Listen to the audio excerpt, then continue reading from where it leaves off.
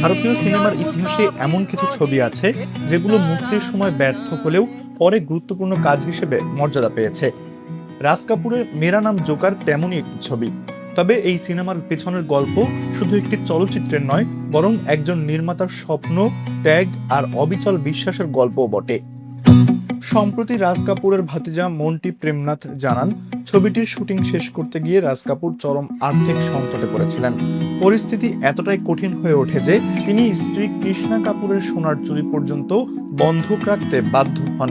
এরপর ঋণের চাপ সামলাতে আরকে স্টুডিও বন্ধক রাখতে হয়। মন্টি আরও জানান, অভিনেতা পরিচালক মনোজ কুমার মনে করেছিলেন ছবিটি অপ্রয়োজনীয়ভাবে দীর্ঘ হয়েছে, তাই তিনি দ্বিতীয় ও তৃতীয় অংশ নতুন করে সম্পাদনার প্রস্তাব দেন।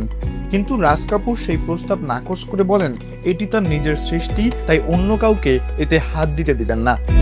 প্রায় 4 ঘন্টা 15 মিনিট দৈর্ঘ্যের মেরা নাম জোকার মুক্তির পর বক্স অফিসে বড় ধরনের ব্যর্থ হয়।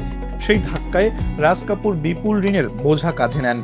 অভিনেতা প্রেম চোপড়ার ভাষ্য, এই ব্যর্থতার পর তাকে আরকে স্টুডিও বন্ধক রাখতে হয়, এমনকি পারিবারিক সম্পত্তিরও কিছু অংশ বিক্রি করতে হয়েছিল। তবে এই ব্যর্থতাই তার শেষ গল্প হয়ে থাকেনি। মাত্র 3 বছর পর ববি সিনেমা মুক্তি পায় এবং অভাবনীয় সাফল্য এনে দেয়। ঋষি কাপুর ও ডিম্পল কাপাডিয়া অভিনীত সেই ছবি শুধু আরকে স্টুডিওকে আর্থিক সংকট থেকে উদ্ধার করেনি, রাজ কাপুরকেও আবারও সাফল্যের শীর্ষে ফিরিয়ে এনেছিল।